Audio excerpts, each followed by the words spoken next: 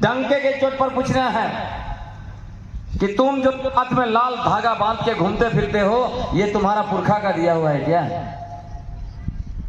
तुम्हारे माँ बहन लोग शादी होने के वाले बहन लोग, माँ तो है, तुम्हारे माँ बहन लोग मंगलसूत्र पहन रही है, वो क्या तुम्हारा पुरखा का दिया हुआ रूढ़ी प्रथा व्यवस्था है क्या?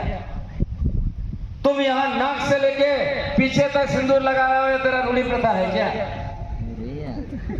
ऐसा थोड़ी चल सकता है कि तुम बकवास करते रहोगे, तुम गंगा नहाओगे, तुम कुंभ नहाओगे, तुम छठ पर पूजा करोगे और तुम जो है दशहरा मनाओगे, दीपावली मनाओगे और हमको जाके सवाल उठाओगे। ऐसा नहीं चल सकता है। अगर तुम जान सोचते हो कि ये बात कह के कि तुम चर्च जाते हो इसलिए तुम आदिवासी हो, आदिवासी नहीं हो, ये कह के हमको जाके नीचा दिखा दोगे, तो सपने में भी मत सोचना ऐसा, क्योंकि तुमसे ज्यादा ताकतवर हम है बौद्धिकता के स्तर पर। अगर तुम कहते हो तुम आदिवासी हो,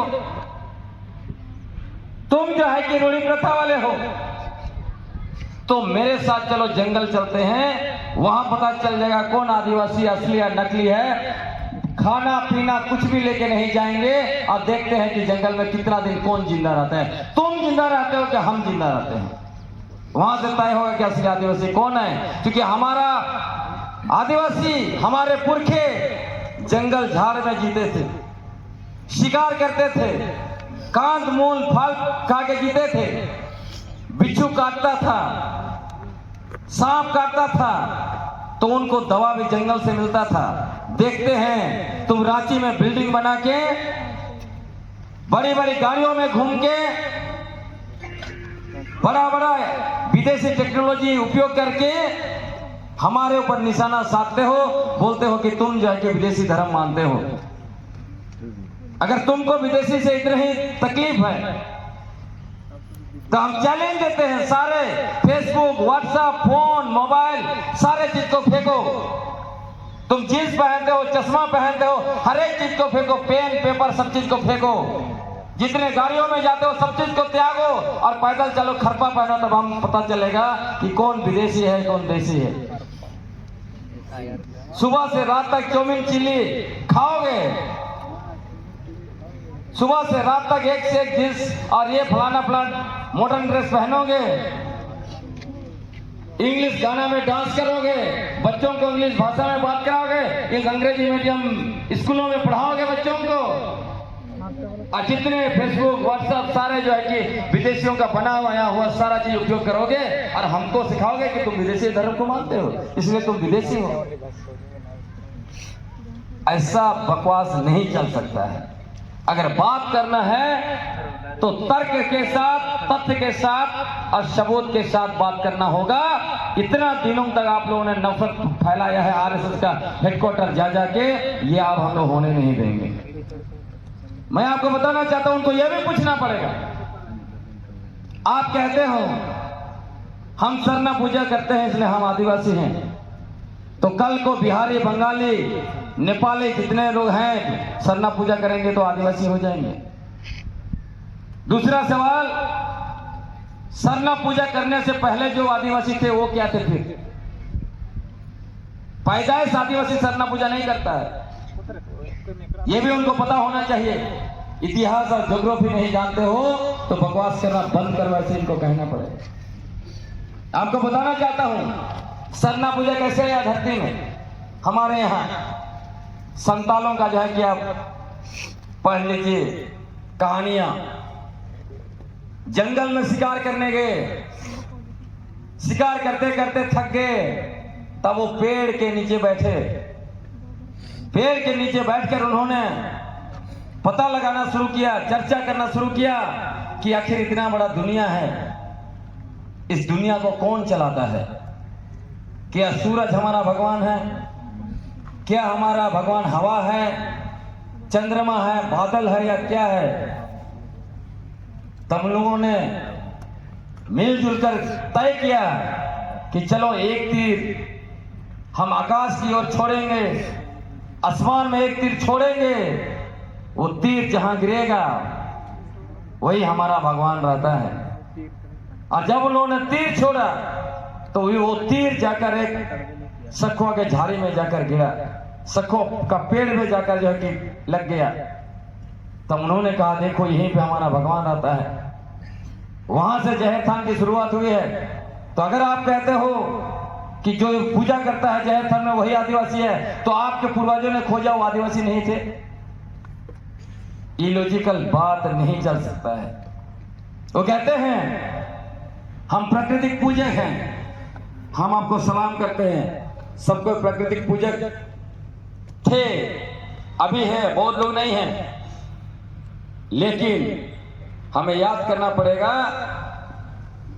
आज जिस तरह से नया नया सेक्ट बना है, क्या हम उनको कहेंगे? क्या वो दावा कर सकते हैं कि हम प्राकृतिक पूजक हैं?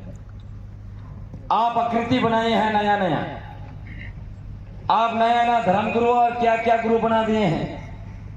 वो भी आपका परंपरा में है, वो भी रूढ़ी प्रथा है।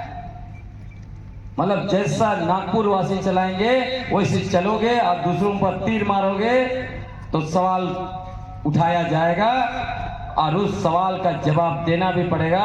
ये दंगा करने से, नफरत पैरने से, ये चीखने चिल्लाने से चीजें नहीं बनती है। सभी चीजें तर्कपूर्ण तरीके से चलना चाहिए। नागपुर तय नहीं करेगा कौन आदिवासी है कौन आदिवासी नहीं है। हमारे पुरखे आदिवासी कौन है वो तय करके रखा है।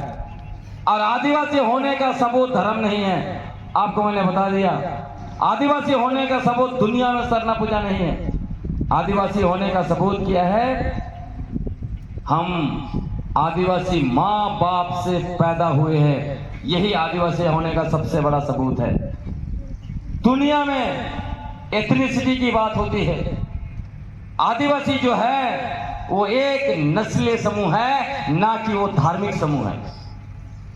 आदिवासी नस्लीय समूह है, हम जातीय और वर्ण व्यवस्था वाले समूह नहीं हैं जो नागपुर वासी हैं। और आपको मैं बताना चाहता हूं, डीएनए रिपोर्ट आया 2018 में, 2019 में।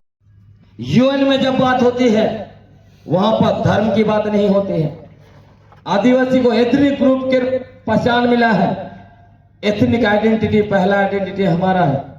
दूसरा आइडेंटिटी है हमारा कल्चरल आइडेंटिटी है, जिसमें नाच गान पर्व त्योहार, उसके साथ साथ उसी में एक हिस्सा होता है सरना पूजा, एनिमिज्म जिसको बोलते हैं दुनिया के स्तर पर।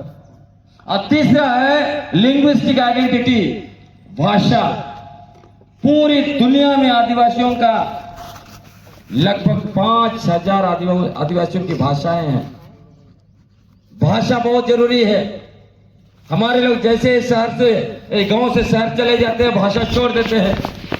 सारे लोगों को भाषा सीखना है। अभी आप देख रहे हैं कुर्मी महतो का क्या हाल हो रहा है भाषा की वजह से। ये तो दावेदारी करते हैं, लेकिन इनका दावेदारी कहीं खरा नहीं उतरता है। उसमें भी थोड़ा हम बात करेंगे, लेकिन पहचान की बात इसलिए आपको कहना जरूरी था।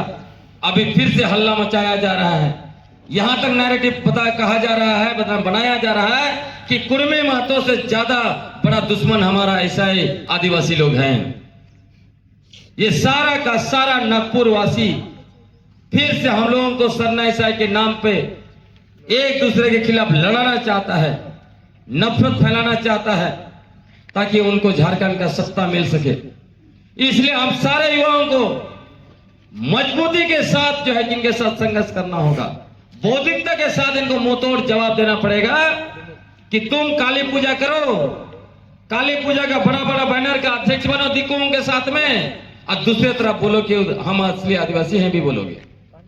तुम जो है कि कुंभ नहाने जाओगे, तुम दाल धागा बांधोगे, तुम मंगलसूत्र पहनोगे, तुम यहाँ नाक से लेके ऊपर तक सिंदूर लगाओगे और बकवास करोगे कि तुम रूढ़िवादी हो, तुम सबसे बड़ा आदिवासी हो, और हम जो है कि नकली आदिवासी हैं। ऐसा नहीं चल सकता है और हम ये चलने भी नहीं देंगे, क्योंकि आप भी बौद्धिकता की लड़ाई ही होगी।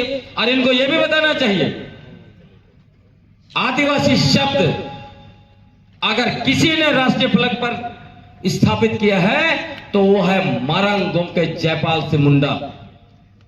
और इसीलिए आरएसएस वाले लोग मारंग गोमके जयपाल से मुंडा से सबसे ज्यादा नफरत करते थे, क्योंकि बौद्धिकता के स्तर पर मरंगम के जयपाल सिंह मुंडा के सामने वो नहीं टिकते थे। मैं आपको बता रहा हूं, जब मरंगम के जयपाल सिंह मुंडा विदेश से पढ़ के आए और 16 दिसंबर 1946 को पहली बार संविधान सभा में भाषण दे रहे थे।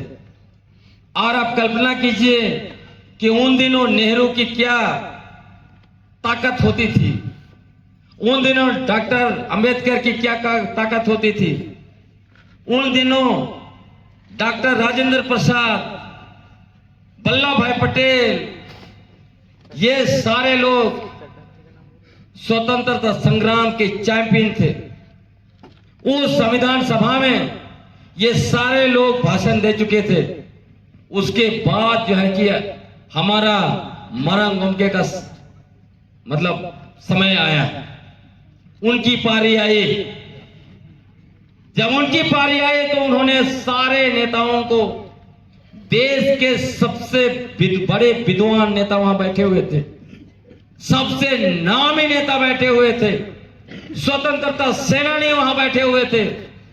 वहां पे मरंगम के जयपाल सिंह मुंडा ने कहा कि यहां बैठे आप सभी लोग बाहर से आए हुए लोगों के संतान हो, आप बाहरी हो, और आपके लोगों ने हमारे लोगों के साथ अत्याचार किया है, और हम हैं जो देश के प्रथम निवासियों के वंशज हैं।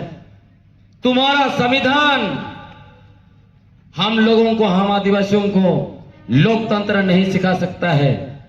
तुमको हम आदिवासियों से लोकतंत्र सीखना पड़ेगा, क्योंकि हम धरती के सबसे ज्यादा लोकतांत्रिक लोग हैं। ये भाषण ने तहलका मचा दिया था। जिस तरह से doctor Martin Luther king junior का भाषण आई हैव ए ड्रीम इतिहास रचा, और उसी भाषण के बदौलत पहला काला आदमी अमेरिका का राष्ट्रपति बना बराक ओबामा। तो आप सोचिए, उन दिनों आदिवासी होना सबसे ज्यादा शर्म की बात कही जाती थी। आदिवासी होना नीचता का प्रमाण था। आदिवासी होना सबसे घटिया माना जाता था। उन दिनों जयपाल सिंह मुंडा ने कहा, हम आदिवासी हैं और हमारे लिए दूसरा शब्द नहीं चाहिए। हम आदिवासी हैं, हम इस देश के मालिक हैं। और उसी समय देखिए, आदिवासी शब्द को राष्ट्रीय पहचान बना दिया। जिस शब्द को तुच्छता का प्रतीक बनाया गया था, जिस शब्द को नीचता का प्रतीक बनाया गया था, जिस शब्द को घृणा का प्रतीक बना दिया गया था, उस शब्द को मरंगम के जयपाल सिंह मुंडा ने पहचान और गौरव का प्रतीक बना दिया। इसीलिए नागपुर वासी मरंगम के जयपाल सिंह मुंडा को आज भी नफरत करते हैं, उनसे आज भी नफरत करते हैं। और जब वो झारखंड अलग राज्य मूवमेंट का कमान अपने हाथ में लिया, तब क्या कहा गया? कहा गया कि यह ईसाई मिशनरियों का देश तोड़ने वाला आंदोलन है। आज देखिए, सेम चीज हो रहा है। जब मैंने बौद्धिकता के बदौलत ये संघियों को और ये सारे कुर्मी महतो के थिंक टैंक को घुटना टेकवा दिया। ये लोग क्या बोल रहे थे? पहले बोल रहे थे ये संघी लोग आदिवासी वनवासी है, वनवासी है, वनवासी है। मरंगम के चीजों को लेके मैंने सारे संघियों को एक्सपोज कर दिया। जिस तरह से लोग अपने आप को स्थापित कर दिया था कि ये सरना आदिवासियों के सबसे बड़े हितैषी है, मैंने खूंटी जिला का लैंड बैंक का डाटा निकाल के इनका मुंह में कालिक पोत दिया, ये बताते हुए तुमने खूंटी के सरना आदिवासियों का 541 सरना स्थल को लैंड बैंक में डाला पूंजीपतियों को देने के लिए। तुम सरना आदिवासियों के हितैषी कैसे हो, ये बताओ। उसके बाद जिस तरह से हमारा सीएनटी और एसपीटी कानून को 3 मिनट में इन लोगों ने संशोधन कर दिया विधानसभा में। हमने कहा ये दोनों कानून कोई कागज के टुकड़े नहीं हैं, ये हमारे पुरखों के खून से लिखे गए दस्तावेज है। इसको तुमने कैसे छेड़ा, इसको तुमने कैसे 3 मिनट में संशोधन कर दिया? तुमको इसका जो है जवाब देना पड़ेगा, तुमको इसकी कीमत चुकानी पड़ेगी। अब देखिए 2019 में हम लोगों ने इनको सत्ता से उखाड़ के फेंक दिया। 2024 में एक भी रिजर्व सीट इनको लोकसभा में नहीं मिला, विधानसभा में भी एक भी नहीं मिला। एक मिला भी तो वो हमारा है सीट, इधर का ही आदमी उधर चल गया, इसलिए मिल गया। नहीं समझ रहे हैं, इतनी बड़ी इनको जो है कि ठेस पहुंची है। इसीलिए आज फिर से क्या बोल रहा है, 17 तारीख को जो रांची में आयोजन हुआ था, बोलता है ये ईसाइयों का कार्यक्रम था, ये ईसाइयों का फंडिंग से हुआ, सब ईसाइयों से हुआ। क्योंकि इनको पता है ईसाई ईसाई ईसाई करो तो सरना आदिवासी जो है उनके पक्ष में चले जाएंगे। लेकिन उनको पता नहीं है कि उनका झूठ का जो है वो पर्दाफाश हो चुका है। उनका जो है बेबुनियाद तथ्य, उनका झूठा नैरेटिव और उनका फर्जी इतिहास बेनकाब हो चुका है। अब इसी तरह कुर्मी महतो भी, जैसे ही हम इन सारे बातों को रख रहे थे कि कुर्मी महतो आदिवासी नहीं है, ये लोग महाराष्ट्र से आए हैं, इन लोगों ने हमारी जमीन को कब्जा किया, हमारे गांवों को कब्जा किया, हमारे इलाकों को कब्जा किया, ये लोग फर्जी लोग हैं। ये लोग कह रहे थे गिलर्सन डुंगडुंग कोई दस्तावेज नहीं दिखाता है, दस्तावेज दिखाओ, कागज दिखाओ, कागज दिखाओ। मैंने सारे कागज 1872 से लेके सारे सेंसस रिपोर्ट, एक एक जिला का डिस्ट्रिक्ट गजेटियर, एथनोग्राफिक रिपोर्ट, सारा चीजों को लेके इनके सामने पटक दिया। इतना कागज दिखा दिया कि अभी जो है कि वो भागे फिर रहे हैं, हमें मुंह छुपा रहे हैं। चैनलों में, टीवी चैनलों में उनको बुलाया जा रहा है, मुझे भी बुलाया जा रहा है। जैसे उनको पता चलता है मैं जा रहा हूं, वो आते ही नहीं है। आप सोच लीजिए कितना इनको दिक्कत हो गया। उसके बाद इन लोगों ने कोशिश किया कि इसका चरित्र हनन करो, मेरा निजी चरित्र हनन करना शुरू कर दिया। कोई उनको लगा कि उनका चरित्र हनन करो, उसी में वो व्यस्त हो जाए। पर मुझे तो कोई फर्क नहीं पड़ता है, क्योंकि वो झूठ का पुड़िया लेके आते हैं, तो उसमें कुछ नहीं फर्क पड़ा। तब अभी फिर से उन्होंने शुरू कर दिया कि गिलर्सन डुंगडुंग ईसाई है, ईसाई है, ईसाई है। मैंने कहा तुम ईसाई बोलो चाहे कसाई बोलो, जो मैंने सवाल उठाया उसका तुमको जवाब देना पड़ेगा, मैं तुमको छोड़ने वाला नहीं हूं। तो ये दोनों नागपुरवासी और ये भी नागपुरवासी ही हैं, कुर्मी महतो और संघी लोग, सभी लोगों का नाक में दम करके रखा हूं। इसलिए चारों तरफ अभी आपको शोरगुल पर सुने पड़ रहा है, ईसाई लोग सबसे बड़ा दुश्मन है, कुर्मी महतो से भी बड़ा दुश्मन है, ये सब चल रहा है। लेकिन इससे कुछ नहीं होने वाला है। इसीलिए मैं आप सारे युवा साथियों को बोलना चाहता हूं, बुद्धि इतना ज्यादा बढ़ा लो, इतना ज्यादा पढ़िए। और आपके सभाओं में, मीटिंग में मैंने बार बार कहा है, बौद्धिक आंदोलन याद कीजिए। इसीलिए मैं लंबे समय से किताबें लिख रहा हूं। आप पढ़िए, आप दिमागी रूप से इतना ज्यादा आप जो है कि सशक्त हो जाएंगे, तो आपका रंग, आपका रूप, आपका छोटा बड़ा हाइट कोई काम का नहीं। आपका बुद्धि होगा, दुनिया भी सलाम करेगी, और आपका जो दुश्मन है आपके सामने पलट हो जाएगा। इसलिए हम लोगों को अपना बुद्धि बढ़ाना है। आप लोग जो है, अभी मैं देखता हूं, पहले हम लोगों को हर एक चीज में शर्म महसूस हो रहा था ना, किसी लड़का लड़की को बोलो अंग्रेजी सीखो, हमसे तो नहीं होगा हे बोल देता था, है ना। कोई स्टेज में नाचने वाला नहीं, हमसे तो नहीं होगा हे। लेकिन अभी देखिए आप लोग एकदम दमदार तरीके से नाच भी रहे हैं, एकदम कौन सा स्टेप आप लोग नहीं जान रहे हैं। इसका मतलब क्या है? इसका मतलब हम आदिवासियों के अंदर कूट के काबिलियत भरा पड़ा है, जिसको मैंने खुद ही टेस्ट किया। बताइए, मैं कोई इंग्लिश मीडियम स्कूल में ना पढ़ा, ना मैं कॉलेज गया, कुछ नहीं। 4 बड़े किताबें लिखी अंग्रेजी में, आपका लंदन में, पेरिस में लॉन्च हुआ। बड़े बड़े यूनिवर्सिटी में मैं इंग्लिश में लेक्चर दे रहा हूँ, बड़े बड़े सेमिनार में इंग्लिश में लेक्चर दे रहा हूँ। 30 किताबें लिख चुका। काबिलियत है ना, बिना पढ़े, बताइए। और हमारा किताब को कोई क्वेश्चन नहीं कर सकता है कि आपने कोई रेफरेंस नहीं दिया या आपने कोई गलत लिखा या कुछ लिखा, समझ गए? तो आपका आप एक एक युद्ध में वो काबिलियत है। बस इतने ही गलती हुई है हमारे माँ बाप से कि जब हम छोटे थे तो उन्होंने हमारा दिमाग में डाला, तुम ये नहीं कर सकते, तुम साइंस नहीं पढ़ सकते, तुम फलाना नहीं पढ़ सकते, अंग्रेजी नहीं कर सकते, कंप्यूटर नहीं कर सकते, ये सब भूल जाना है। हम कर सकते हैं, दुनिया में कोई ऐसा चीज नहीं है जिसको हम नहीं कर सकते, ये दिमाग में लेके चलना है ना? तो आप थोड़ा हम कुछ और चीजों को आपको बताना चाहते हैं। मैं जरा समय देख लेता, समय दोनों चीजें हमें समझनी है, पेशा कानून और ये दोनों कुड़मे मातों का मामला दोनों एक दूसरे से जुड़ा हुआ है। अभी मैंने बहुत से चीजों को अनुसंधान किया तब मुझे पता चला कि यही लोग जो है कुड़मे मातों लोग पेशा कानून को लागू करने नहीं दे रहे हैं। जैसे ही अभी इनको समझ में आ गया था पेशा कानून लागू हो जाएगा, उन्होंने रेल टोका, ढार छेका और क्या क्या किया और पूरा ऐसा माहौल बनाया ताकि पेशा कानून का जो मसला बैकसीट में चला जाए।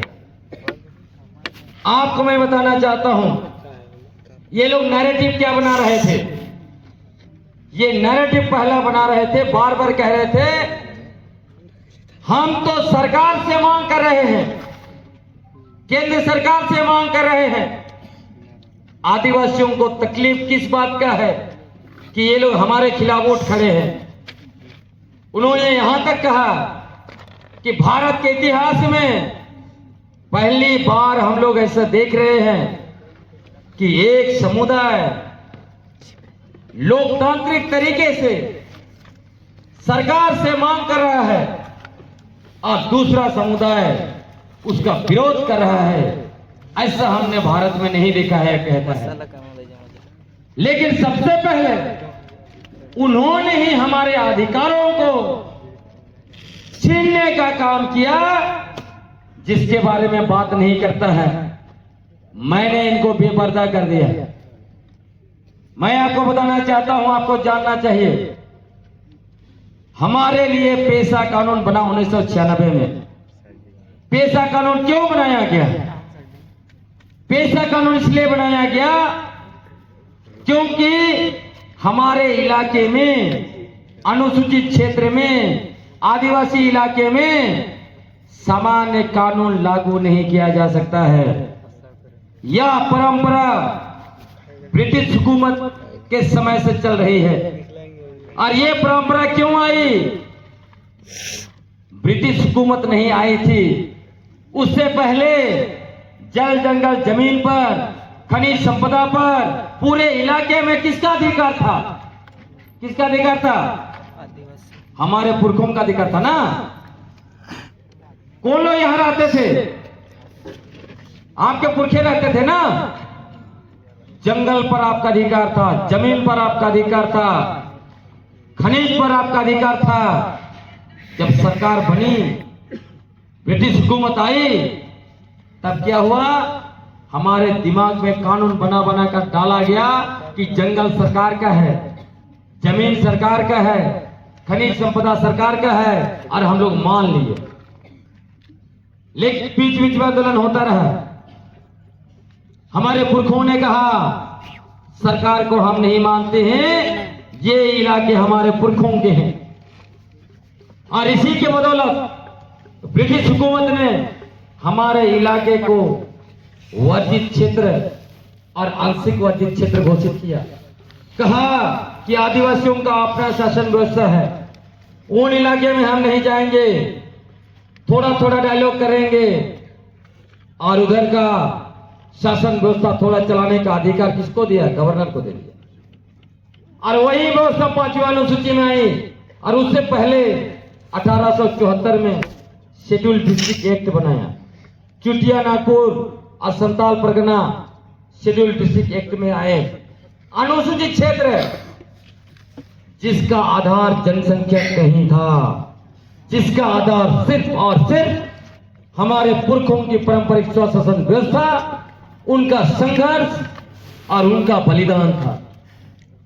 और उसी के बदौलत 5वीं अनुसूची 6वीं अनुसूची आई संविधान में। और इस देश में जब पंचायत व्यवस्था आया गांधी जी का, तब उस व्यवस्था को हमारे इलाके में नहीं डाला गया। क्या कहा गया? उनके इलाके में उनका पारंपरिक स्वशासन व्यवस्था है, उसी को लागू करना है। लेकिन 1993 में हमारे एमपी लोग मांग कर दिया कि हमारे इलाके में चुनाव होना चाहिए। हमारे लोगों ने ही पैमाने किए, एमपी लोग, सांसद इसको बनाए उस समय में। नहीं तो हमारे यहाँ चुनाव नहीं होता, पंचायत चुनाव नहीं होता, हमारा पारंपरिक स्वशासन व्यवस्था ही चलता। उनके मांग के आधार पर भूरिया कमेटी बना और भूरिया कमेटी ने हमारे ऊपर चुनाव थोप दिया। उसके बावजूद उस पेशा कानून की मूल भावना क्या है?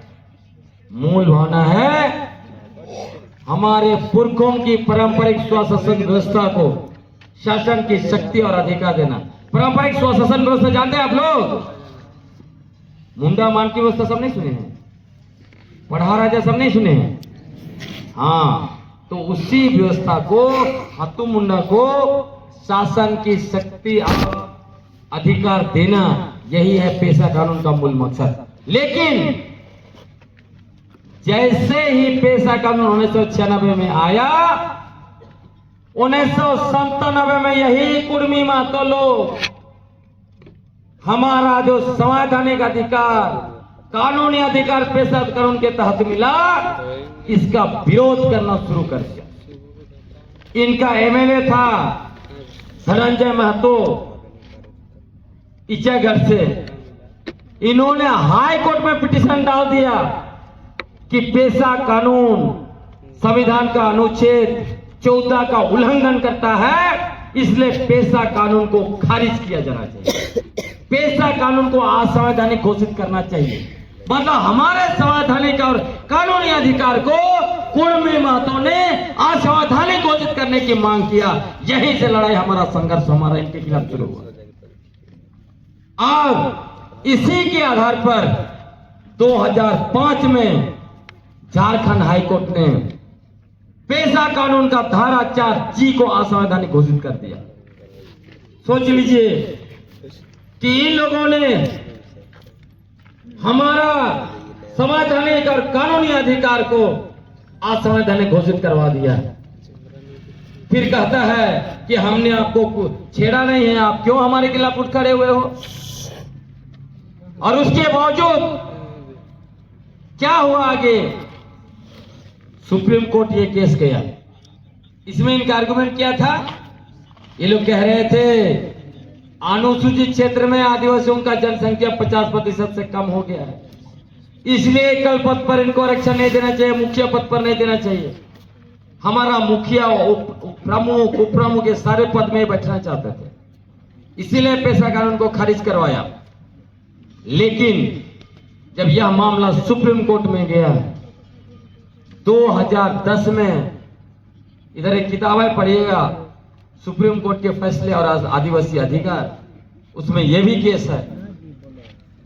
सुप्रीम कोर्ट ने कहा कि आदिवासी जरूर जनसंख्या के आधार पर कम हो गए हैं, क्योंकि बाहरी लोग उनके इलाके में घुसे, लेकिन हमें नहीं भूलनी चाहिए ये इलाके आदिवासियों के थे, ये इलाके ऐतिहासिक रूप से आदिवासियों के थे, इसलिए पेशा कानून असंवैधानिक नहीं है। सुप्रीम कोर्ट ने ये बातें कही, फैसला दिया, तब हमारा पेशा कानून बचा।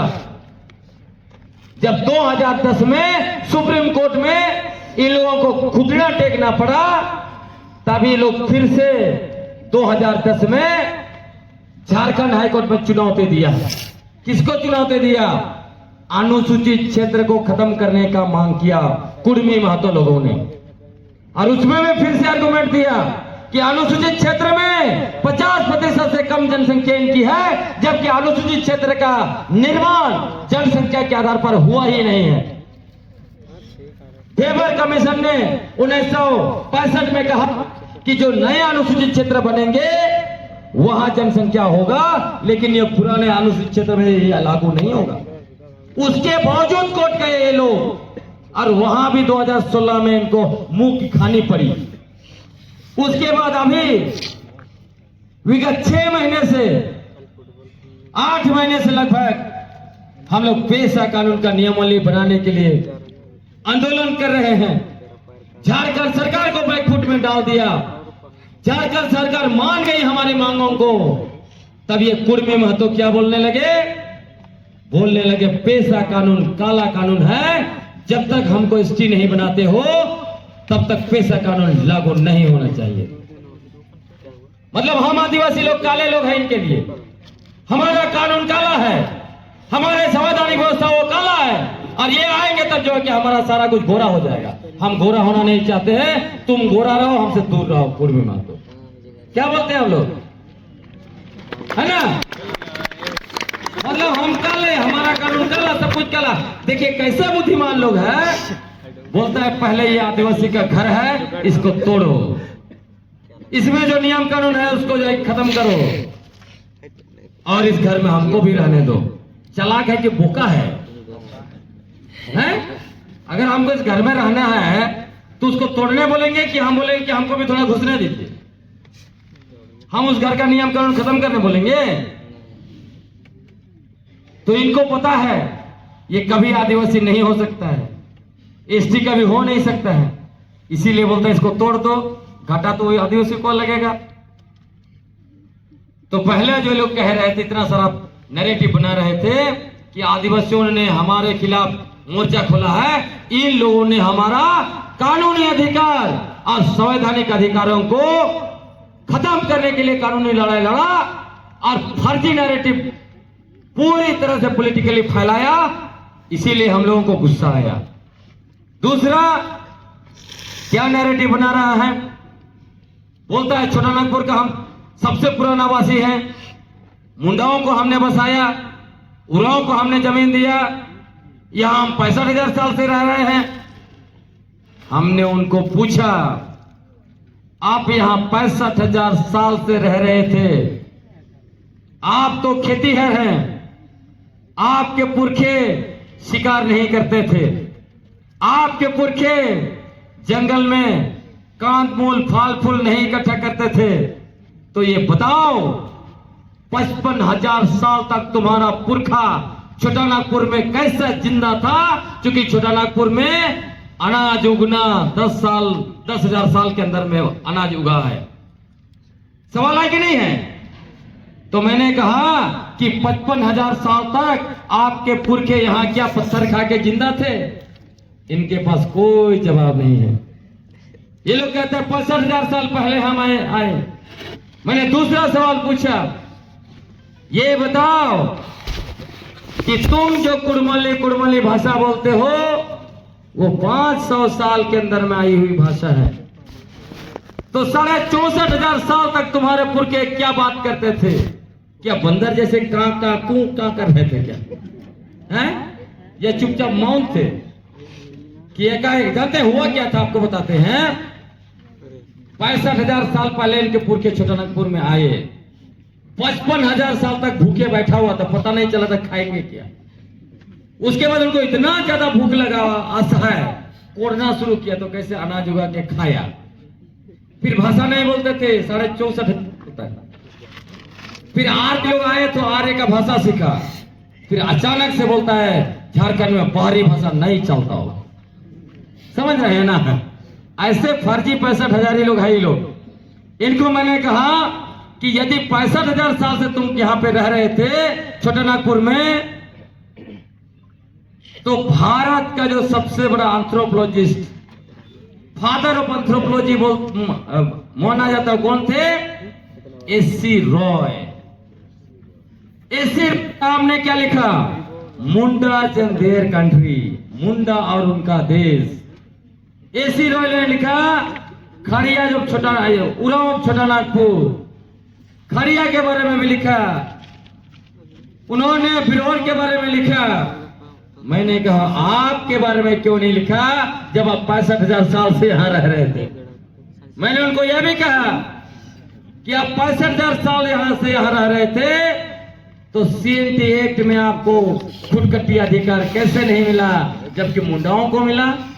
अगर 65,000 साल पहले आए थे तो यहाँ तो जंगल था, खेत तो नहीं था, आपने जंगल झाड़ साफ किया होगा तो खुदकट्टी राइट तो आपको मिलना चाहिए। उनको कोई जवाब नहीं है। तो ये लोग सिर्फ और फर्जी नैरेटिव बना रहे थे। अभी क्या कर रहा है, हरे सोहराय। तो फिर मैंने पूछा सोहराय शब्द तो ऑस्ट्रोएशियाटिक मतलब मुंडारी भाषा का है, डहरे जो है कि कुरमली है, तो डहरे इंडो आर्यन का डहरे और ऑस्ट्रोएशियाटिक का सोहराय को जोड़ के सोचते हो कि मेरा है तो हम मानेंगे कि तेरा है। अरे गमछा लगाता है पीला गमछा, आपको याद है किसका पीला गमछा है? गोंडवाना के गोंड लोगों का पीला गमछा चुरा लिया है ये लोग। मतलब हमारा सोहराय चुराया, उनका पीला गमछा चुराया, सब कुछ चुराता है, बोलता है कि हम जो है कि हम आदिवासी है। ऐसे चलेगा क्या? नहीं। मैंने कहा तुम 65,000 साल पहले आए थे, कहते हो किसके साथ? ओंगे के साथ। ओंगे की अपनी भाषा है, 134 ही बचा हुआ लेकिन अपनी भाषा है। सेंटिनल, जेरवा, अंडमानी सबकी अपनी भाषा। आपकी भाषा कहाँ खो गई भाई? तो ये कुछ भी इनके पास नहीं है। ये लोग सिर्फ और सिर्फ फर्जी इतिहास बना रहे थे। उसके अलावा क्या कह रहे थे? राढ़ सभ्यता के लोग हैं हम लोग, राढ़ के वारिस हैं। वो कह रहा है सिंधु घाटी सभ्यता, मोहनजोदड़ो, हड़प्पा सभ्यता से भी पुरानी सभ्यता राढ़ सभ्यता है। तो मैंने कहा ठीक है, राढ़ पर भी बात कर लेते हैं। प्रभात रंजन सरकार की पुस्तक मिली राढ़ सभ्यता पर, उनको राढ़ सभ्यता का सबसे बड़ा ज्ञानी माना जाता है। अब उस पुस्तक में लिखा हुआ है राढ़ सभ्यता 30 करोड़ वर्ष पुरानी। उसमें जो लोग रहते थे 2 लाख साल पुराने लोग थे। तब मैंने इनको कहा 65,000 लोग, ये बता दो कि तुम बोलते हो एक तरफ 65,000 पहले यहाँ पर आए, आज 30 लाख साल पुराना सभ्यता तेरा कैसे हो गया है? तो ये लोग कुर्मी मातो लोग सबसे बड़ा जो है कब्जाधारी लोग है, राढ़ सभ्यता को कब्जा कर लिया। और सबसे बड़ा बेइज्जती बात, 23 सितंबर को झारखंड का गवर्नर को बुलाया और मंच पर लिखा था राढ़ सभ्यता, राढ़ माटी, राढ़। जब से मैंने इनको राढ़ की असलियत चीज मतलब सामने लेकर निकाल दिया, अभी राढ़ भूल गए लोग। और जब से 65,000 पर भी मैंने इनको खोल दिया है मोर्चा, सारा पत्ता खोल दिया, 65,000 भी भूल गया। डहरे सोहराय पर भी मैंने बोल दिया है, अभी देखिएगा सोहराय भी भूल जाएगा ये लोग। गमछा उतार के फेंक देगा, देखिए लोग आए नहीं कुछ नहीं। तो सब चीज को अपना होता है। और भी मैं बताता हूँ असल खेल क्या है। असल खेल मुझे पता चला कि जब पत्थलगढ़ी पर मैं पढ़ रहा था, और आपको जानना चाहिए कि ये 65,000 फर्जी लोग कैसे आपके चीजों को कब्जा किए, आपके कुटुंब को गांव का गांव कब्जा किया है। इसीलिए पेशा कानून को लागू होने नहीं दे रहा है। अंत में पेशा कानून का प्रोविजन में बता दूंगा, फिर आपके पास सवाल जवाब होगा कुछ समय। आपके चीजों को कैसे कब्जा किया है, क्योंकि मैं चाहता हूं आप जाने, इसलिए सिर्फ क्रांतिकारी भाषण देके मैं निकलना नहीं चाहता। आपने क्या डाल्टन को सुना है? डाल्टन का नाम सुना है? नहीं सुना है? डाल्टन को पढ़िए। डाल्टन एडमिनिस्ट्रेटर भी थे ब्रिटिश हुकूमत में और इथनोग्राफर थे और सबसे बड़े एंथ्रोपोलॉजिस्ट में से एक थे, जिन्होंने सबसे ज्यादा लिखा है। और पूरी जो सभ्यता आदिवासियों के बारे में, दूसरों के बारे में जो इथनोग्राफिक रिसर्च जो शुरू होती है, उन्हीं से शुरू होती है। जैसे आप होपन को सुनते हैं ना, पढ़ते हैं उनके बारे में। डाल्टन का आप पढ़ेंगे तो पढ़ के कभी आप माथा पकड़ लेंगे कि एक विदेशी एंथ्रोपोलॉजिस्ट को, एथनोग्राफर को इतना ज्यादा पता था उस समय में जो आपको भी पता नहीं है आपके पुरखों के बारे में, आपकी भाषा, संस्कृति, आपका अस्मिता के बारे में जितना डाल्टन ने लिखा है, मैं गारंटी देता हूं आप में से यहाँ किसी को पता नहीं। आप पढ़िए, दो चीजें जरूर पढ़िए, डिस्क्रिप्टिव एथनोलॉजी ऑफ बंगाल और दूसरा the road stone monument of Chotanagpur and other area. ये दो चीजें पढ़िए जरूर। ये जो road stone monument of Chotanagpur में एंड अदर एरिया ये पढ़िएगा तो आपका आंख खुल जाएगा कि कैसे कुर्मी महतो यहां आकर आपके पुरखों के गांव को जाके कब्जा किया, आपके पूर्वजों को यहां से भगाया। उससे पहले आप ये जान लीजिए आखिर ये लोग कहां के लोग हैं। कुर्मी महतो लोग दावा करते हैं हम 65,000 साल पुराने हैं, छोटानागपुर के सबसे पुराने बसिंदे हैं। क्यों ऐसा बोलता है? क्यों बोलता है सबसे बड़ा आदिवासी है? क्योंकि हमारे सारे चीजों को कब्जा किया है, उसी को सही साबित करने के लिए ऐसा बोलता है। क्योंकि उसको पता है आज न कल मुंडा लोग, संताल लोग, भूमिज लोग, हो लोग यह जान जाएगा कि उनके पुरखों के इलाकों को कब्जा किया है तो लोग खदेड़ना शुरू करेगा। इसी डर से फर्जी नैरेटिव फैलाया। ये लोग कहां से आए थे और कैसे आए थे जान लीजिए।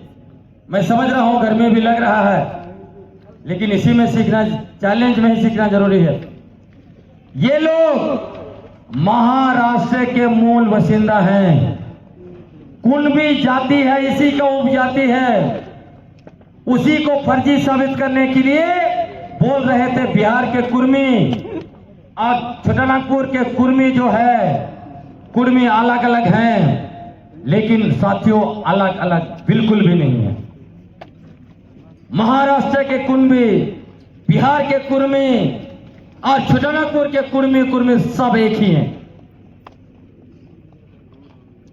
इसके बारे में मैं फिलहाल पता किया, क्योंकि पश्चिम बंगाल का पुरुलिया में इनकी सबसे ज्यादा जमघट होती है। जमशेदपुर में बहुत जमघट होती है, क्योंकि वो पुरुलिया उधर जुड़ा हुआ, उधर से लोग आते हैं बंगाल से। तब मैंने पुरुलिया का डिस्ट्रिक्ट गजेटियर, पुराना गजेटियर निकाला। उसमें लिखा हुआ है, उसमें स्पष्ट लिखा हुआ है, ये लोग जो जब खेती को अपनाया उसमें पूर्ण रूप से खेती में मशगूल हो गए, तब अपना मूल जाति कुर्मी से खुद को अलग कर लिया। और डाल्टन लिखते हैं 1872 में the descriptive ethnology of Bengal में लिखते हैं, ये आदिवासी गांव में घुसे और उनके साथ रहते रहते उनके बहुत सा चीजों को अपना लिया। हमारे पर्व त्योहार, हमारा रहन सहन, रीति रिवाज, बहुत सा चीजों को इन लोगों ने कॉपी कर लिया, ताकि भविष्य में ये खुद को उन गांवों के मालिक बता पाएंगे। और आपको मैं बताना चाहता हूं, 3 तरह से लोग आए थे महाराष्ट्र। पहला आए थे 17वीं शताब्दी में, आपने सुना होगा शिवाजी महाराज, सुना है ना?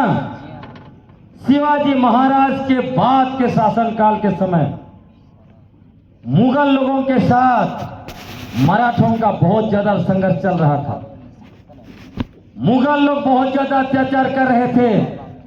उसी समय में मुगल लोगों के अत्याचार से बचने के लिए भागते भागते भागते हजारीबाग इलाके में, जहां पे संताल लोग रहते थे, संतालों के पास पहुंचे और संताल आदिवासियों ने उनको आश्रय दिया।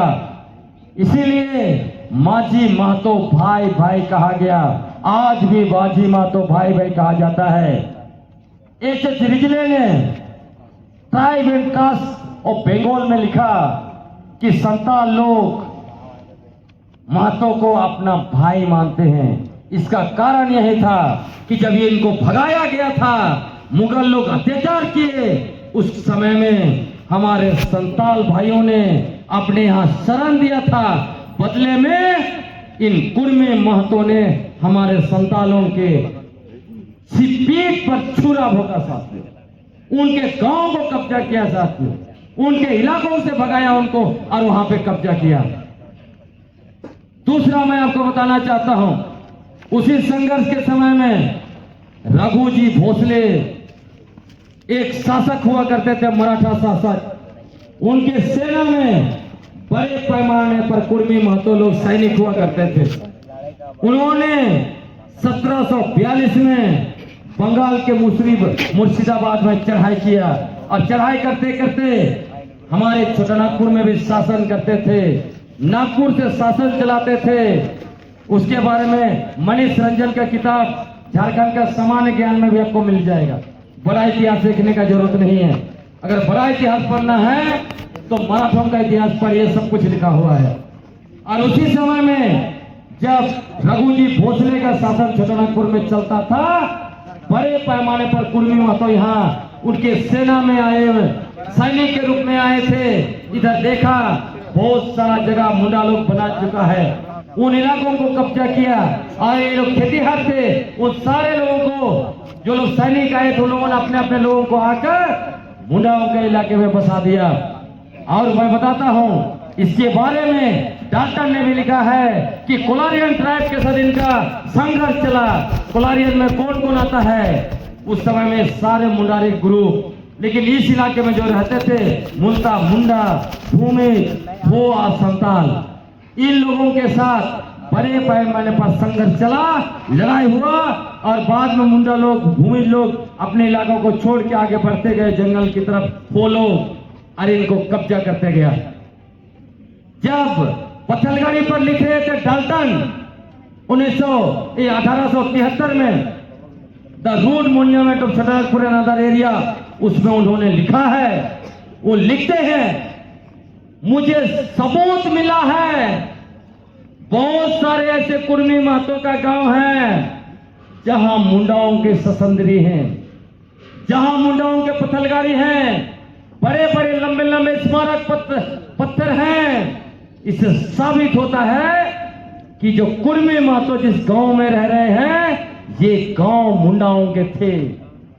और सिल्ली और मुड़ी से आगे बढ़ते हैं, उधर लिखते हैं ये गांव निश्चित रूप से भूमिज आदिवासियों के रहे हैं, जिसको इन लोगों ने कब्जा किया, उनको भगाया।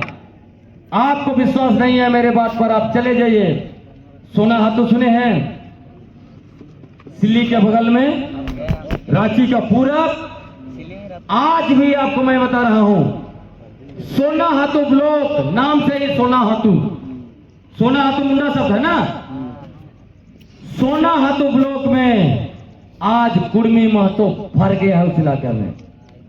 गांव चले जाइए, सिर्फ सोना हाथू ब्लॉक में, सिल्ली का बात नहीं कर रहा हूं, सोना हाथू ब्लॉक में बहुत सारे ऐसे गांव हैं जहां एक भी मुंडा नहीं मिलेगा, लेकिन वहां मुंडाओं का ससंदरी है, वहां पत्थलगाड़ी है। कई गांव में अब उन पत्थरों को ये लोग जेसीबी लगा लगा के उठा के फेंक रहे हैं, ताकि ये साबित ना हो सके मुंडाओं का गांव है। लेकिन ये पत्थलगाड़ी को तो उठा के फेंक सकते हैं, ससंदरी को उठाने में उनको डर लग रहा है, कहीं कुछ अशुभ ना हो जाए। ये तो मुंडाओं का गांव था।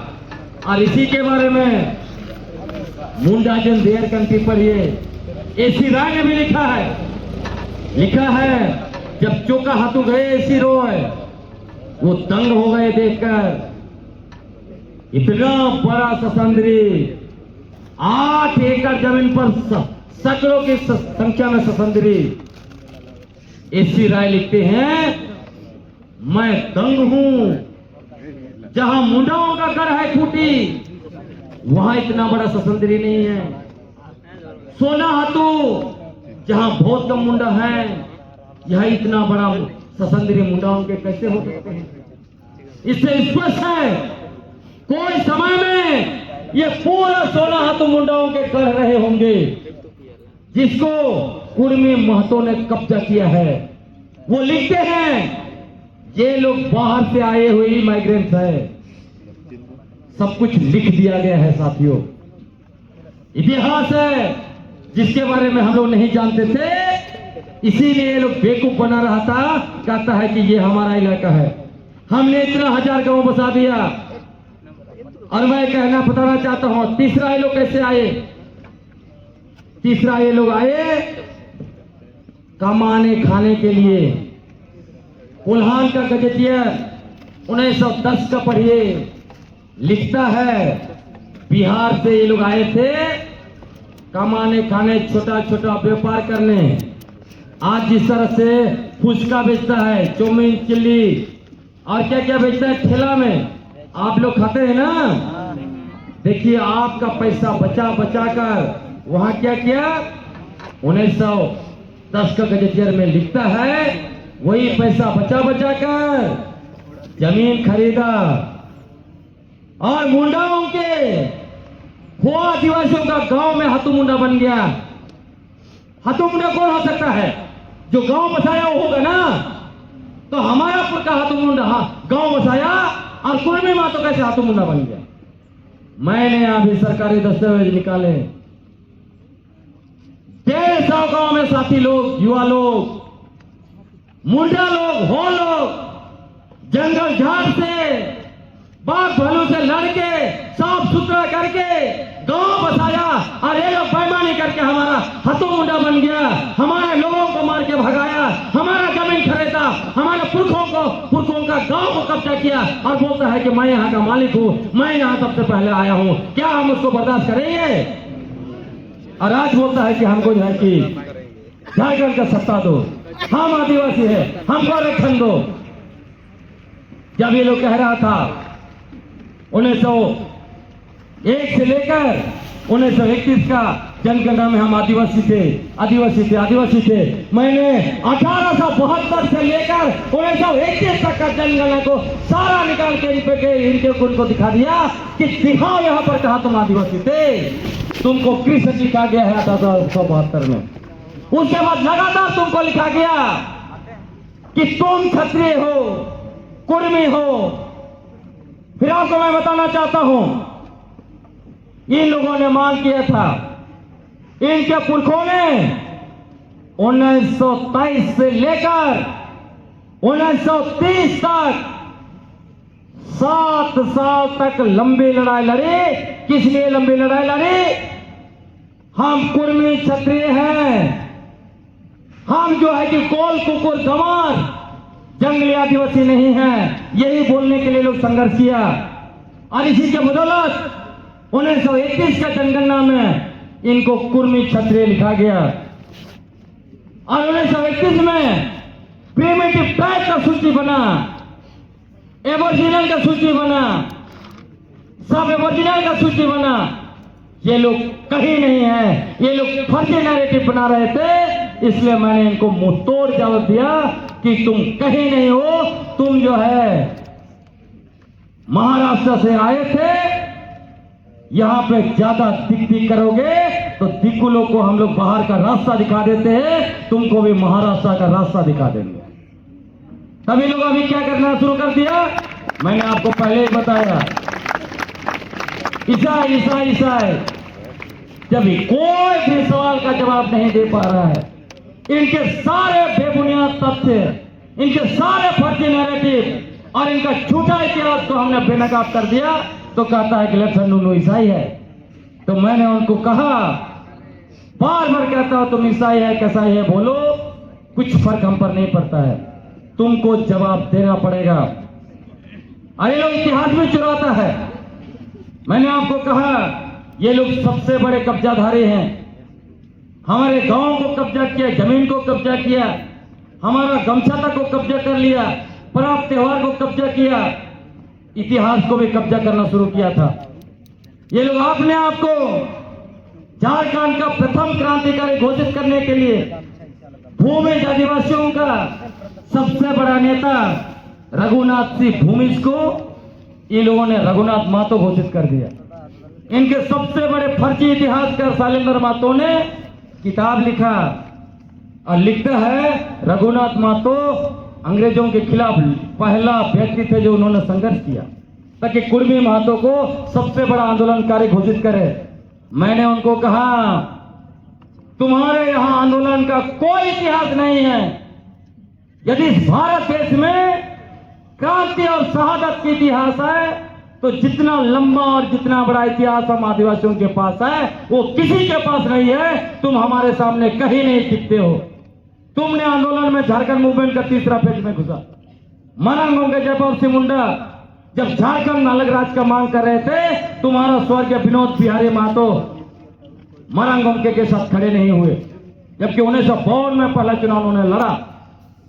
तो साथियों इनके पास कोई आंदोलन का इतिहास नहीं है। इसीलिए पहला चुआड़ विद्रोह को कब्जा कर रहा था और उनका किताब में यदि आप पढ़ेंगे, मैं पढ़ रहा था झारखंड की समर गाथा और झारखंड के वीर शहीदों का इतिहास से कुछ एग्जैक्ट मैं याद नहीं कर रहा था, चल पर ऐसे ही है। उसमें उन्होंने 5 नारा दिया है। वो लिखते हैं रघुनाथ महतो ने 5 नारा दिया 1770 के आसपास।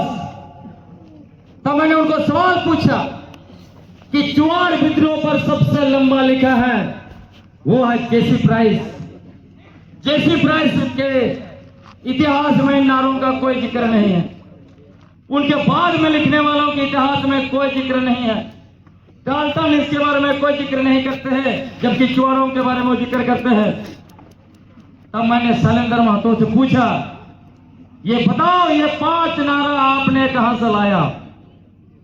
क्या रघुनाथ महतो आपके सपने में आए थे जिन्होंने बताया कि वो 1770 में ब्रिटिश हुकूमत के खिलाफ संघर्ष किया था?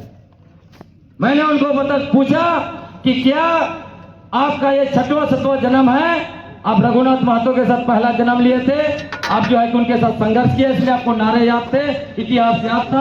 आपने बिना रेफरेंस का फर्जी इतिहास लिख दिया और आज अपने आप को बता रहे हो कि हमने पहले संघर्ष किया।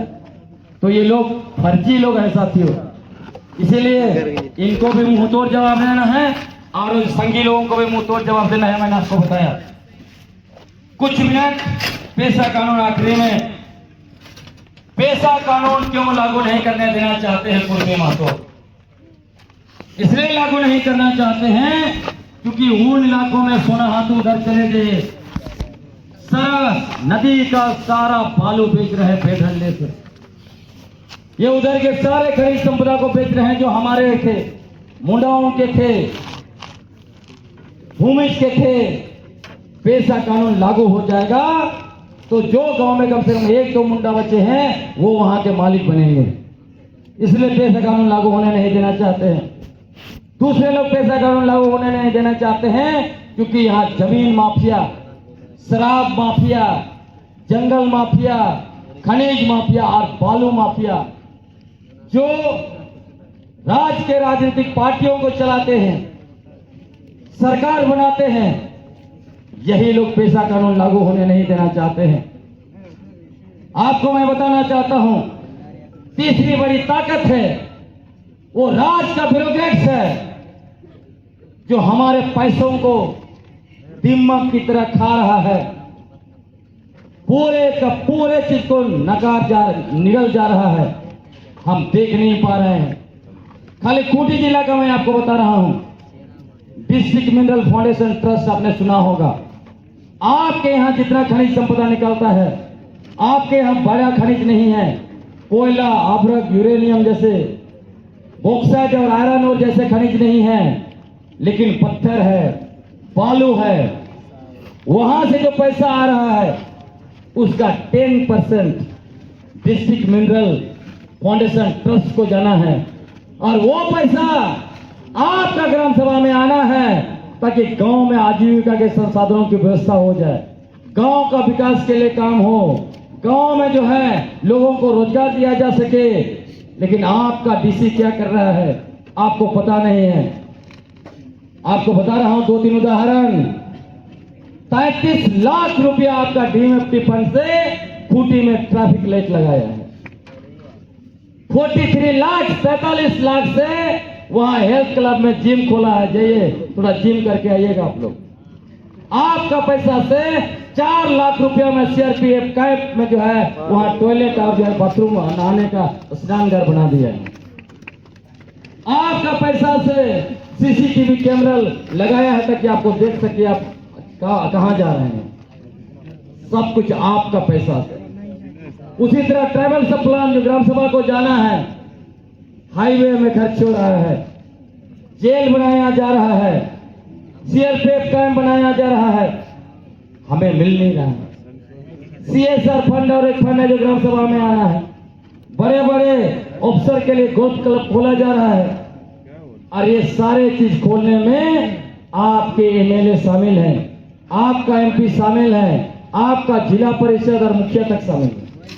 क्योंकि डीसी जब प्लान लेके आते हैं वो सर बोल के ओके कर देता है। ये सारे लोग आपको अगर नहीं पता, खूंटी जिला का वेबसाइट जाइए, डीएमएफटी फंड सेक्शन जाइए और वहां सारा रिपोर्ट पड़ा हुआ है। जब मीटिंग हुई है, कौन कौन एमएलए और एमएलए का प्रतिनिधि, एमपी का प्रतिनिधि मौजूद था, कौन जिला परिषद मौजूद था, सब कुछ लिखा हुआ। मतलब आपका अपना व्यक्ति जिसको आप इधर स्वागत करते हैं, फूल माला चढ़ाते हैं, जिसको आप मान सम्मान देते हैं, वही आपका खजाना को लुटवाने में वो दिन रात लगा हुआ है, क्योंकि उसको भी उसमें से हिस्सा मिल रहा है। कैसे पैसा कानून लागू होगा?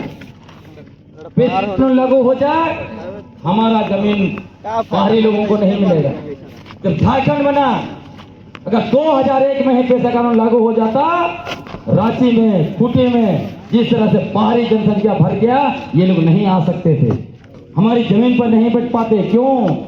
सीएनटी एक्ट के तहत आदमी सादा पट्टा पर जमीन दे देता है, लेकिन पेशा कानून के तहत ग्राम सभा को बिना पूछे कोई अपना जमीन एक आदिवासी को भी नहीं बेच सकता है। लोग कहते हैं पेशा कानून लागू नहीं है। हमने कहा पेशा कानून 24 दिसंबर 1997 से लागू है। पेशा कानून के धारा 5 देख लीजिए। इसीलिए जब सरकार आनाकानी कर रही है, हमने ज्यूरी मॉडल क्रिएट कर दिया है। खूंटी का पूरब में ज्यूरी गांव आप चले जाइए, ज्यूरी गांव में पेशा कानून हमने लागू कर दिया। वहां के लोगों की मदद से वहां का ग्राम प्रधान हतू मुंडा, बिरसा मुंडा सारे चीजों को क्रांतिकारी तरीके से ले रहे हैं। अभी जो 5 मौन अधिकार है, क्या हो रहा है ज्यूरी के थ्रू समझिए। शराबबंदी अनुसूचित क्षेत्र में आम सभा के अनुमति के बगैर कोई भी शराब या मद्य पदार्थ नहीं बेच सकता है। ग्राम सभा को करना है। ज्यूरी गांव में शराब बिकता था, बाहर के लोग आते थे, बेटी बहनों को छेड़ते थे। ग्राम सभा ने निर्णय लिया यहां शराब नहीं बिकेगा, शराब बंद हो गया। वहां पे क्या हो रहा है मालूम? वो लोग बोले सिर्फ जो है कि हरिया बिकेगा कब? पर्व त्योहार हुआ, बिकेगा नहीं, बनाएंगे सामाजिक काम, शादी ब्याह, पर्व त्योहार में बस। हमारे पुरखे जैसे उपयोग करते थे संस्कृति के रूप में। हरिया उतना ही चलेगा, दारू बिल्कुल नहीं चलेगा गांव में। कितना बड़ा निर्णय लिया। और दारू से क्या हो रहा है जानते हैं? ओलंपिक में जयपाल सिंह मुंडा गोल्ड मेडल लेके आए, पहला ओलंपिक में। दारू पी पी के आप लोग सुत रहे हैं इतना, एक भी मुंडा नहीं जा पा रहा है हॉकी टीम में। आज देखिए 1928 में कैप्टन था, आज तो कम से कम 4-5 मुंडा लोग रहना चाहिए था ना। लड़की लोग देखिए इंडिया टीम का कैप्टनसी भी कर रहे हैं, वो लोग खेल भी रहे। कितनी बड़ी बात है। हमारे कितने सारे बहनें हैं, वो लोग जो है कि पढ़ी लिखी है, नौकरी कर रही हैं, कोई टीचर है, कोई नर्स है, कोई कुछ है। माता लोग बोलती है कि मेरी बेटी 35 साल की हो गई है, एक अच्छा लड़का ढूंढ दीजिए। पीने वाला तो नहीं पीने वाला नहीं मिलेगा, थोड़ा पीने वाला चलेगा। थर्मामीटर बनाना पड़ेगा कि थोड़ा कौन पीता है। थर्मामीटर लगाइए आप सारे लड़का लोग पर, कौन कम पी रहा है, इसी कैंपस में लगना चाहिए। जिसका थर्मामीटर रेट चढ़ गया रिजेक्ट है ना, उसे कोई उसको बॉयफ्रेंड नहीं बनाएगा। जिसका थर्मामीटर चेक करके बॉयफ्रेंड बनाना, नहीं तो नहीं, ठीक है ना? बहन लोग धोखा देगा, बाद में इतना पिएगा शोर जैसे सुनेगा, आप लोग क्या करेंगे? इसलिए थर्मामीटर से चेक करो, उसके बाद बॉयफ्रेंड बनाओ या जो भी बनाना है बनाओ। तो लोग भी सुधर जाएगा कि लोग थर्मामीटर लेके चलती है, जो भी प्रपोज किया थर्मामीटर लगा, ठीक है ना? तो इससे हमारा जो है कि बहुत ज्यादा नुकसान हो रहा है, हमारे साथ गलत तो हो रहा है। इसको रोक सकता है ग्राम सभा सभी जगह। दूसरा, खूंटी के पूरब में जाइए, ओपीएम की खेती को लेकर, ओपीएम की खेती रोकने के लिए पूरा पुलिस प्रशासन लग गया खूंटी का, रोक नहीं पा रहा है। जिवरी ग्राम सभा ने एक दिन में रोक दिया। समझ रहे कितना बड़ा ताकत ग्राम सभा के पास है। सिर्फ रिजोल्यूशन पास कर दिया, गांव में कोई ओपीएम का खेती नहीं होगा, और वैकल्पिक तरीके से आजीविका को बढ़ाने के लिए सीमिया लता लगा दिया। अभी जाइए जिवरी गांव, सीमिया लता चारों तरफ लहलहा रहा है और वहां पे लाह लग रहा है। ये होता है ग्राम सभा में काम। गांव का जमीन बिना ग्राम सभा का अनुमति के कोई नहीं बेच सकता। कोई अगर बिक गया है, ग्राम सभा वापस कर देगा, इतनी ताकत। बालू बिना ग्राम सभा का अनुमति का कोई नहीं उठा सकता है। जिवरी गांव के पास नदी है, जिवरी गांव नदी का बालू भी बेच रहा है। प्रशासन बोलता है तुम कैसे बेच सकते हो? हाथू मुंडा ने कहा मैं मालिक हूं, देख लो ये विलेज नोट लिखा है, जमीन के अंदर और जमीन के बाहर हमारा बाउंड्री के अंदर का सारा मालिक हम है। डीसी भाग गया, समझ रहे हैं? डीसी ने एसडीपीओ को भेजा, थानेदार को भेजा, सबको भेज लिया, सब अच्छा रिपोर्ट दिया, फिर अपने भी बुलाया, दिखा दिया हाथू मुंडा, बोला देखो मालिक मैं हूं, तुम यहाँ पे नौकरी करने आए हो, मालिक बनने का कोशिश मत करना। समझ रहे हैं कितना ताकत ग्राम सभा में है?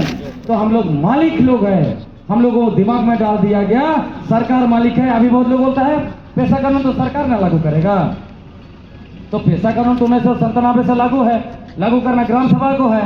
तो जो बुद्धिजीवी बोलता है जब सरकार लागू करेगी तभी हम मानेंगे कि पेशा कानून लागू है, मैं उनको बोलता हूं ऐसे करो, तुम्हारा अपना बेटी बहन को भी शादी करना हो, बेटा बेटी का शादी भी करने के लिए सरकार को ही बोल दो, अपना पत्नी को भी घुमाने के लिए सरकार को ही दे दो, सरकार ही सब कुछ करेगा, है ना?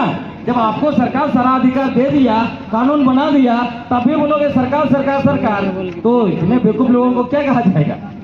बताइए, हमारे लोगों ने क्या कहा?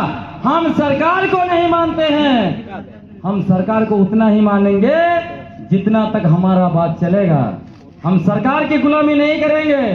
तो हमारे पुरखे का भी सरकार की गुलामी नहीं करेगा, नहीं किया हम सरकार सरकार बोलेंगे? नहीं बोलेंगे। साथियों बहुत समय हो गया, आपको कुछ समय मिलेगा इसलिए मैं खत्म करूंगा। बस यही कह के आपको खत्म करना चाहता हूं साथियों, याद रखिए हमारे पुरखे आर्यों के सामने घुटने नहीं देता, हमारे पुरखे मुगल लोगों को हमारे इलाके में घुसने नहीं दिया, हमारे पुरखे अंग्रेजों को नाको चने चबवा दिया। हम क्या इन संघी और कुर्मी मातों के सामने जो है कि घुटने टेकेंगे? इसलिए याद रखना कुर्मी मातों और नागपुर के संघी लोग, तुम हमारा आदिवासी तय नहीं कर सकते हो, तुम सरना ऐसा बोल के यहाँ नफरत पैदा नहीं कर सकते हो। यहाँ छोटा नागपुर या 65 हजारी और जो है आप जो है कि रार वासी बोल के जो यहाँ पे आप दावेदारी नहीं कर सकते हो। यहाँ के मुंडा लोग 14,000 मुंडाओं ने, 12,000 मुंडाओं ने दो बार ब्रिटिश हुकूमत को लिख के दे दिया कि छोटा नागपुर अगर मुंडाओं का नहीं है तो किसी का नहीं है। आज इस मंच से भी हम लोग ऐलान करते हैं ये झारखंड अगर आदिवासियों का नहीं है तो किसी का नहीं है। तुम सपने में मत सोचना, मत दावेदारी करना कि झारखंड तुम्हारा है। झारखंड में रहना चाहते हो मोहब्बत से रखो। हम लोग दोना भी देते हैं, कोना भी देते हैं। हमारे पुरखों से गलती हुई है, उन्होंने दोना भी दिया है, कोना भी दिया है, लेकिन ज्यादा दिख दिख करोगे तुमसे दोना भी चिनेंगे और कोना भी चिनेंगे। जय आदिवासी।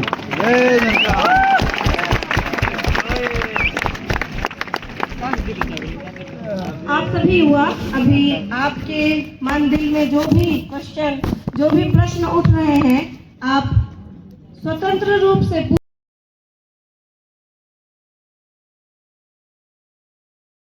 दमदार नारा ही आप लोग नहीं लगा रहा, ऐसे में वो लोग भागेगा?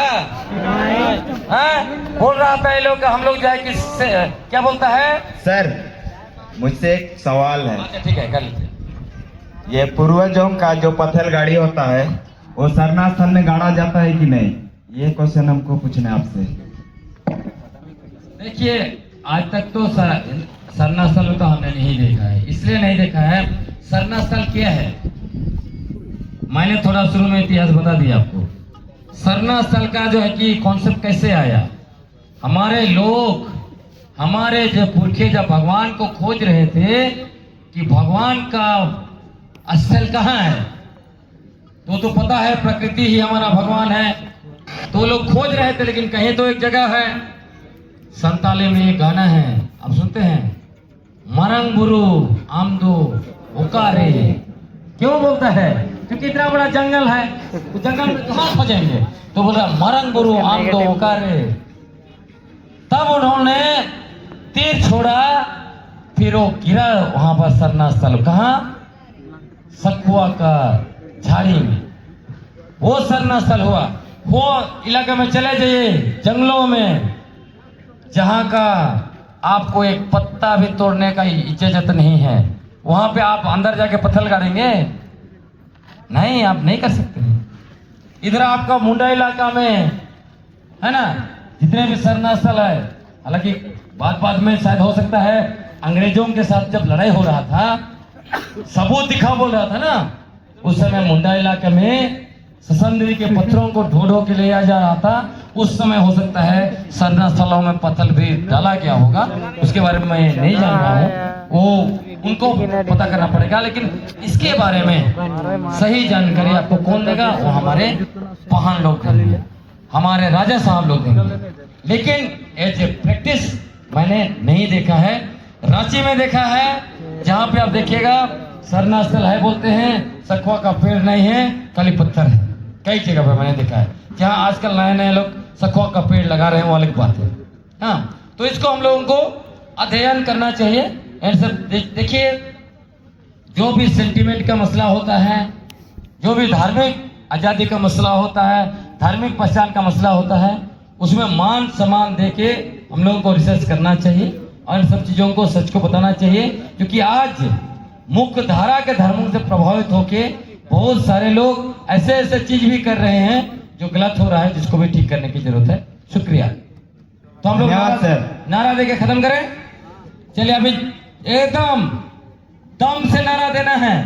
टाइगर टाइगर बोल रहा था नहीं लोग, हम लोग टाइगर हैं, कुर्मी महतो लोग। हम लोग एक तीर छोड़ दिए बौद्धिकता का, टाइगर भागने लगा, पता चला खाल गिर गया है, तो रंगा सियार था, टाइगर नहीं है।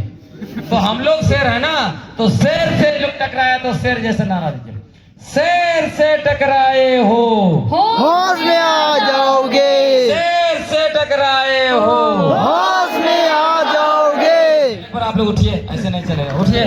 सब लोग का जड़ पकड़ लिया इधर। चलिए, शेर से टकराए हो